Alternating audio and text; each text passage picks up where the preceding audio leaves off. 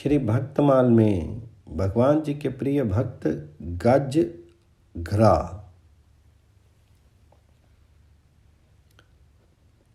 द्रविड़ देश में पहले पांड्य राज्य के एक राजा थे इंद्रधम्न। वे सदा भगवान जी के स्मरण, ध्यान, पूजन तथा नाम जप में ही लगे रहते थे। एक बार वे कुलाचल पर्वत पर मौन होकर के वानप्रस्थ आश्रम स्वीकार करके श्री हरि की अर्चा करते थे।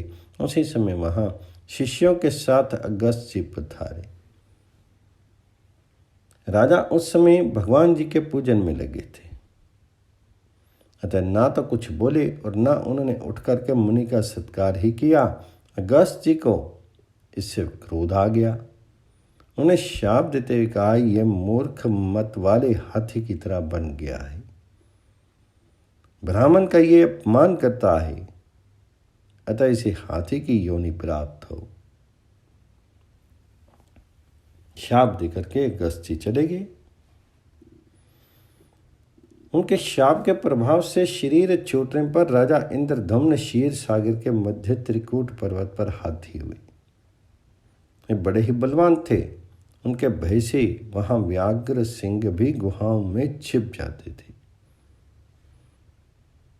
एक बार वे गजराज अपने यूथ की हथनियों और हाथी के बच्चों के साथ वन में घूम रहे थे। धूप लगने पर जब प्यास लगी तब कमल की गंध सूंघते हुए वे यूथ वहां के सरोवर में पहुंचा। वह सरोवर बहुत ही विशाल था। उसमें स्वच्छ जल भरा था, कमल खिले थे। सभी हाथियों ने जल पिया, स्नान किया और परस्पर सूंड में जल लेकर के उछालते हुए जल क्रीड़ा करने लगे। उसी सरोवर में महर्षि देवल के शाप से ग्राह होकर हुहु नामक गंधर्व रहता था। वह ग्राह जल क्रीड़ा करते हुए गजराज के पास चुपके से आया और पैर पकड़ करके उन्हें जल में खींचने लगा। गजराज ने चिंगाड़ करके उसको मारने की कोशिश की। दूसरे हाथियों ने भी सहारा देना चाहा, किंतु ग्राह बहुत बलवान था। दूसरे हाथी शीघ्र ही थक गए। कभी ग्राह जल की ओर खींच ले जाता और कभी गजराज उसे किनारे के पास खींच लाते। इस प्रकार बराबर दोनों एक दूसरे को खींचते रही। गजराज में हजारों हाथियों के समान बल था, पर वह घटता जाता था।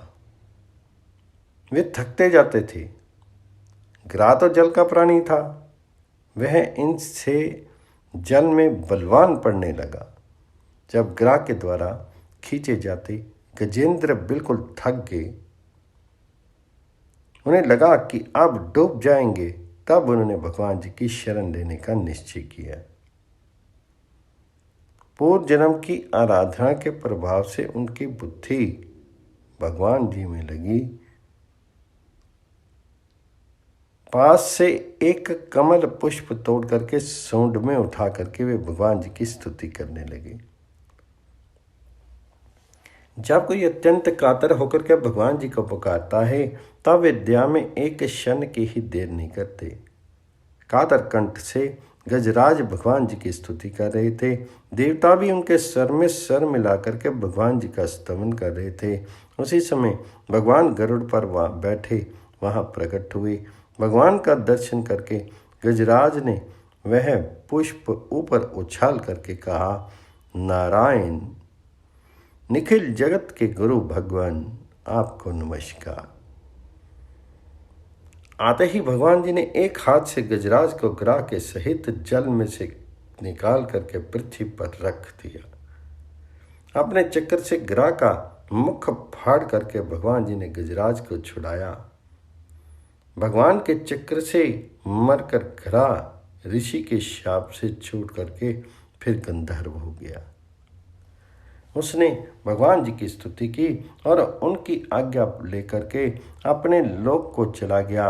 गजराज को भगवान जी का स्पर्श मिला था। उनके अज्ञान का बंधन तत्काल नष्ट हो गया। उनका हाथी का शीर सुंदर दिव्य चतुर्भुज रूप में परिणित हो गया। भगवत पार्षदों का रूप पा करके वे भगवान जी के साथ उनके नित्य धाम में पहुँच गए।